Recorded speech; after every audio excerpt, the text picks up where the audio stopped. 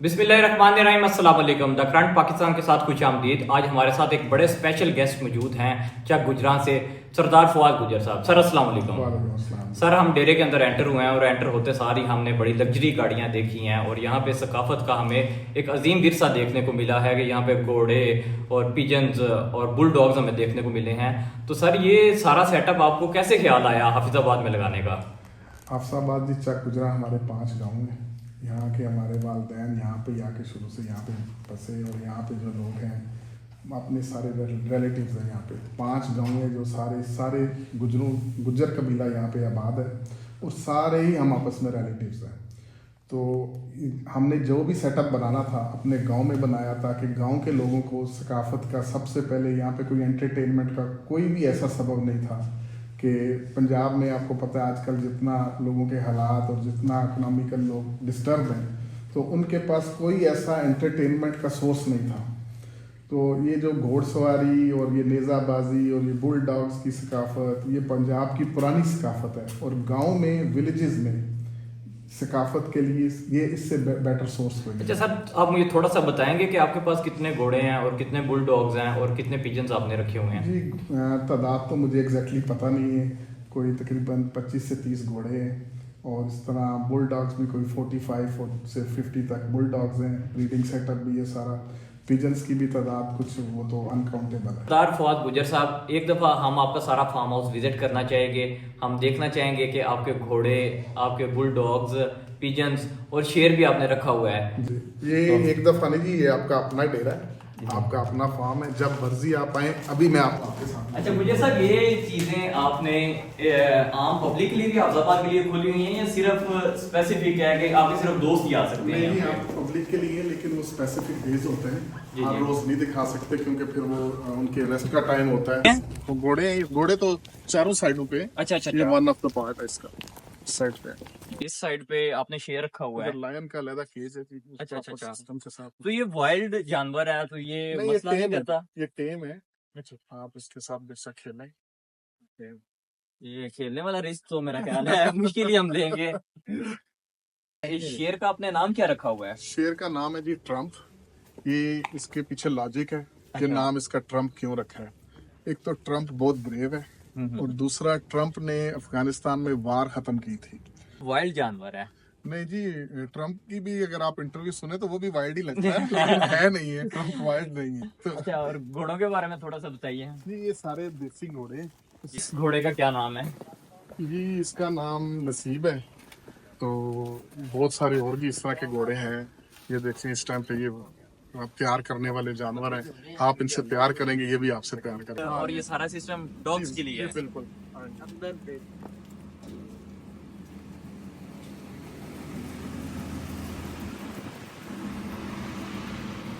Insect killer और ये एक का लगाया हुआ है और कैमरास भी आपने डॉग्स के लिए लगाए हुए हैं। ये पूरा फार्म हाउस जो है वो सीसीटीवी कैमरा स्पेस के नाम से छोटा होता है। ये आपका कौन सा बुलडॉग है? ये क्या इसका नाम है फाल्कन।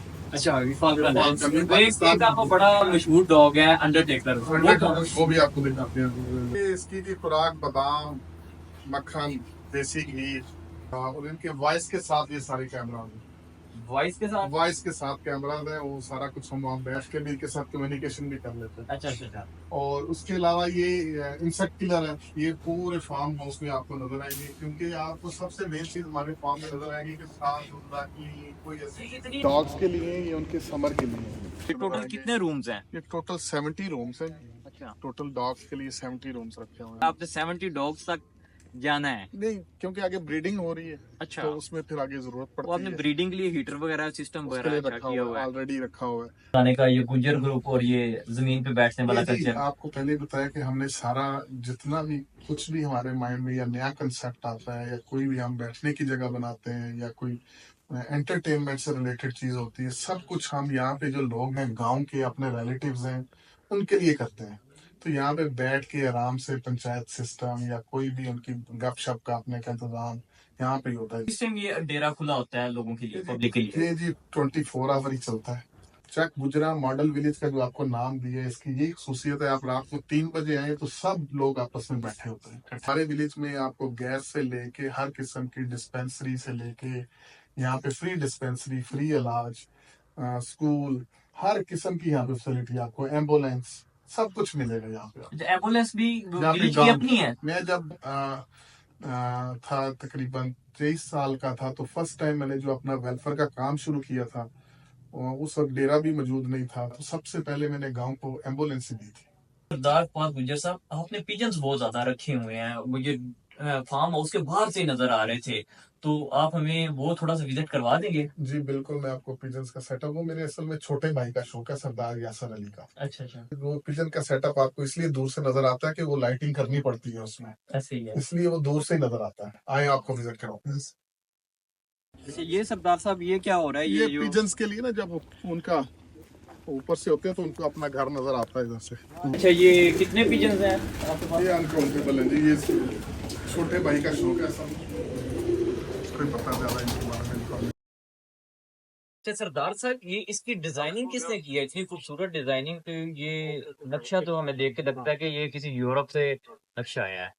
ये जी मैं मुख्तलिफ फार्म हाउसेस यूरोप के और जितने भी यूके के फार्म हाउसेस विजिट करता हूँ, वहाँ से जो भी अच्छी चीज मुझे लगती है वो फिर मैं सिलेक्ट करके यहाँ पे इंस्टॉल करता गुज्जर साहब, इस साइड पे आपने भैंसों भैंसों- वगैरह का ये शौक, जो भैंसों गुजरों का- का बेसिक हूँ। शौक होता है। गुजरों का बेसिक शौक तो जिम्मेदारी है, जमींदार है, तो अभी इन लोगों ने मंसूब कर दिया हुआ कि भैंसों का, लेकिन हर जमींदार ने भैंसें भी रखी होती हैं। मेन तो गुज्जर की वारियर कौम है, और इसमें और इनका पुराना पेशा खेती बाड़ी और वार्स, और ये उनका अच्छा गुज्जर पुराना साहब, आपकी यहाँ पे जमीन कितनी है?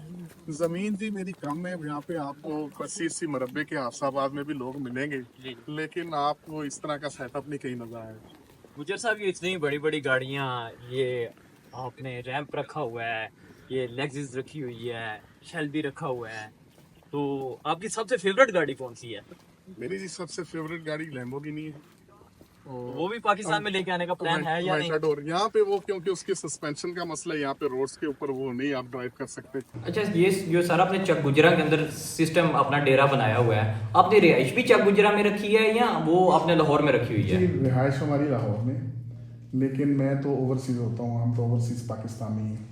हमने एक यहाँ पे एक आने का एक बहाना बनाया हुआ है, ये जितना सकाफत रखी हुई है कि किसी तरीके से हम आया करें। हमारे बच्चे जो ओवरसीज पाकिस्तानी हैं, उनको कोई ऐसी चीज़ नहीं है कि हम उनको बताएं कि आए आपको पाकिस्तान में दिखाएं।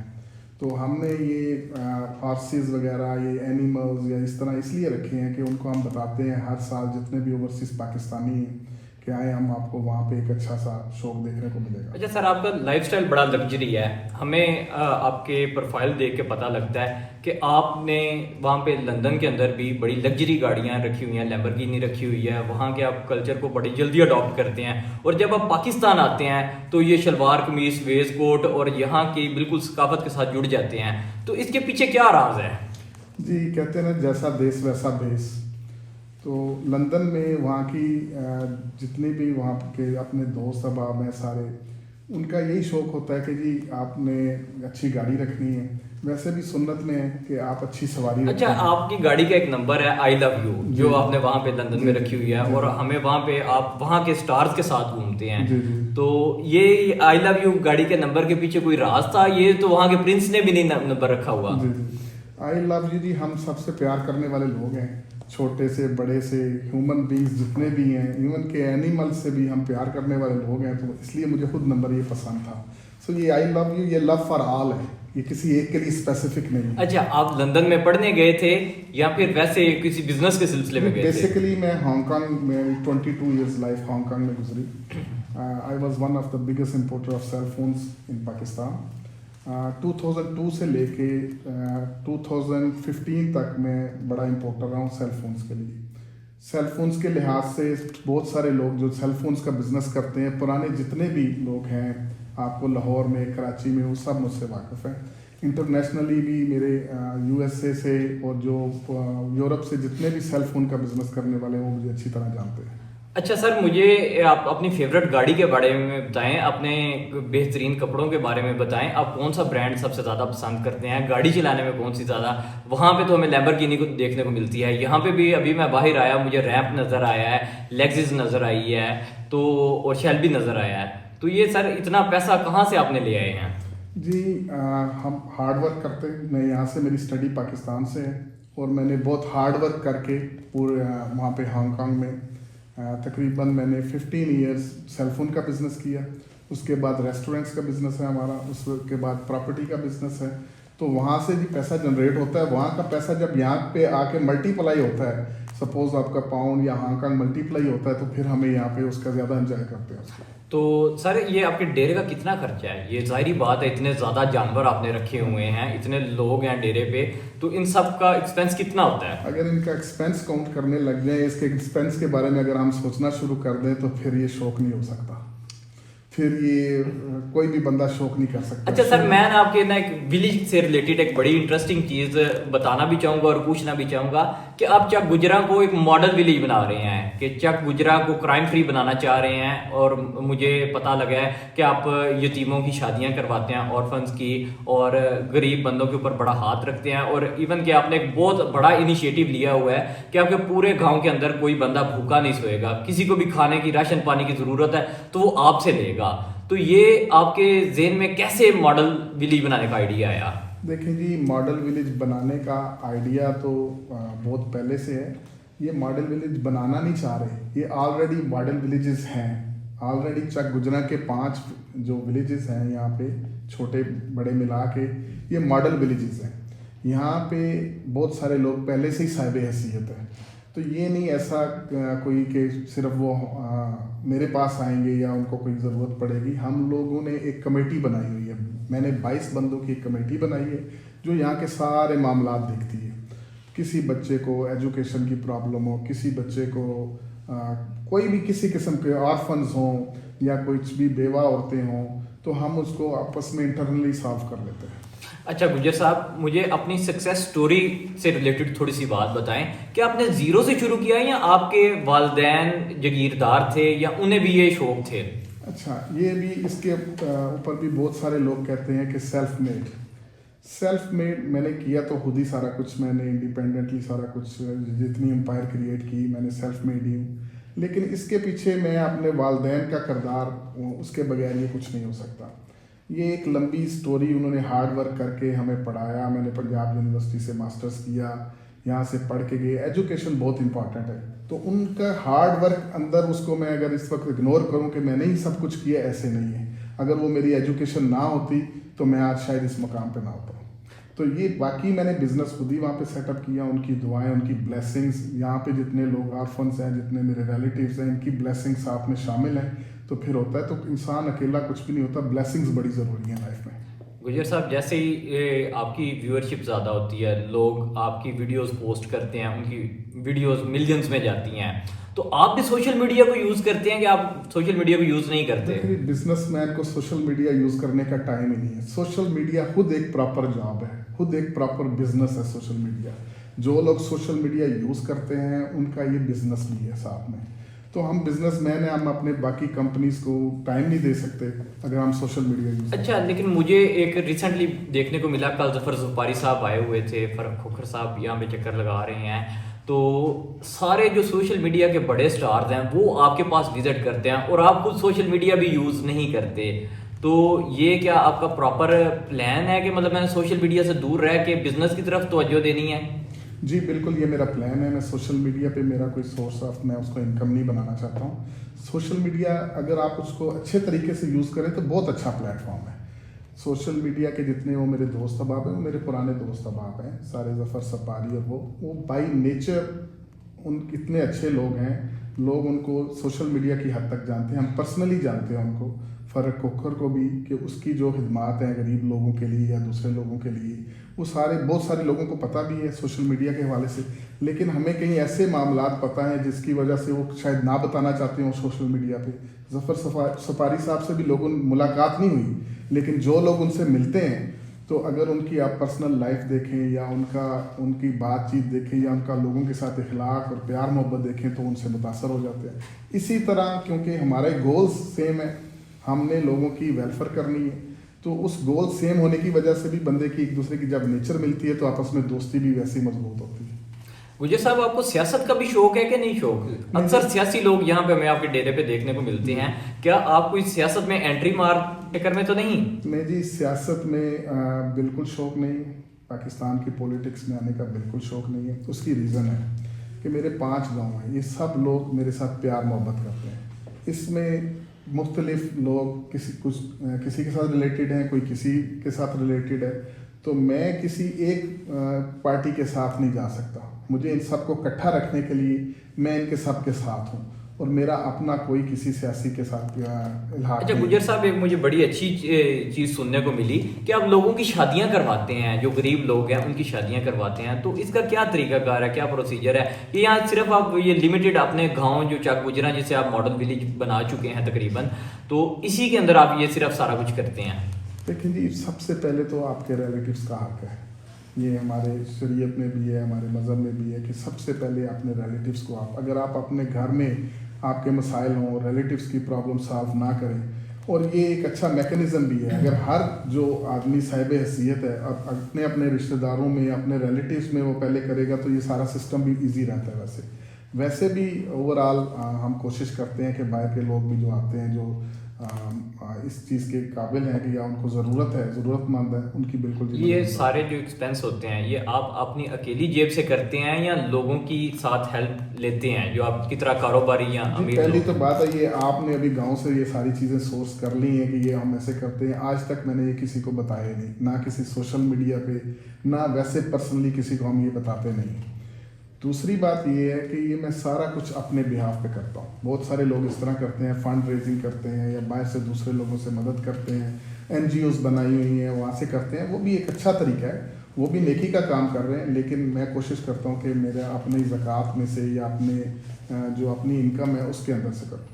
अच्छा गुजर साहब, आपका फ्यूचर गोल क्या है? आप क्या बनना चाहते हैं? जी, मेरा जो मेन फ्यूचर गोल यही है कि मैं एक अच्छे तरीके से जितने आर्फन्स हैं पाकिस्तान में, इसका ही ऐसा करूं सिस्टम के बहुत सारे आर्फन्स मजबूर होते हैं, वो स्टडी के लिए बाहर नहीं जा सकते, वो यहाँ पे स्टडी नहीं कर सकते। यहाँ पे उन लोगों की, यहाँ तक कि इवन के पाकिस्तान में ऐसे हालात हैं इस वक्त कि उनके खाने पीने का इंतज़ाम भी प्रॉपर नहीं है, उनकी रिहाइश के इंतज़ाम प्रॉपर नहीं है।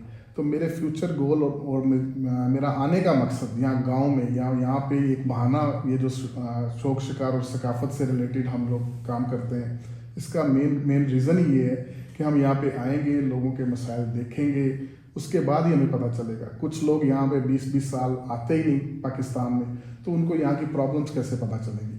तो मेन फ्यूचर गोल जी मेरा सिर्फ आर्फन्स के लिए उनकी सपोर्ट करना और उनके लिए जो भी हक की आवाज़ हो उनके लिए उठाना। अच्छा, एक चीज़ इसमें गुजर साहब मैं ऐड करना चाहूँगा। मेरे भी हाफिज़ाबाद के अंदर 2 कॉलेजेस हैं, पंजाब कॉलेज और गिफ्ट कॉलेज। आप अगर कोई ज़रूरतमंद या कोई इसका लड़का या लड़की जो समझता हो कि जो पढ़ना चाहता है, तो मैं आपकी वसादत से उनको जनाब जितनी कंसेशन हो सके या जितना वो जी, हम आपसे उसकी कंसेशन भी लेंगे, और कोशिश आपसे ये हम रिक्वेस्ट करेंगे कि आर्फन्स जो हम आपको रिकमेंड करेंगे, वो बिल्कुल हमने एक सिस्टम बनाया हुआ है, जो ज़रूरतमंद होते हैं, जिनको वाकई ज़रूरत होती है, वो हम आपको रेफ़र करेंगे।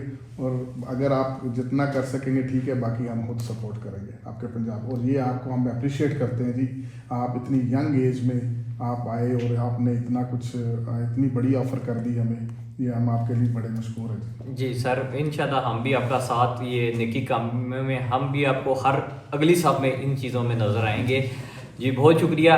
ये थे जी हमारे साथ सरदार फवाद गुजर साहब, चक गुजरा से, हाफिज़ाबाद से। अगर इनका नाम खाली हम हाफिज़ाबाद या चक गुजरा तक मखसूस करेंगे तो वो एक बहुत गलत बात होगी। इनका तारफ़ पूरे पाकिस्तान में है, इंटरनेशनल लेवल तक लोग इन्हें जानते हैं, इंटरनेशनल लेवल तक बाहर के मुल्कों से लोग इन्हें मिलने के लिए आते हैं, इनकी सकाफत को प्रमोट करते हैं। इन्होंने जो यहाँ पे अपना डेरा बनाया हुआ है, जो सेटअप बनाया हुआ है, वो एक बेमिसाली है। और हम उम्मीद करते हैं कि गुजर साहब इसी तरीके के साथ अपने गाँव वालों की भी हेल्प करते रहेंगे, गरीब गुरबा के ऊपर हाथ भी रखते रहेंगे और इस सिलसिले को बढ़ाएंगे। ये चक गुजरा तक लिमिटेड नहीं रहेगा, ये हाफिज़ाबाद तक जाएगा, पंजाब तक जाएगा, पाकिस्तान तक जाएगा, बल्कि एक उभरता सितारा बन के पूरी दुनिया के अंदर नमूदार होगा। बहुत शुक्रिया।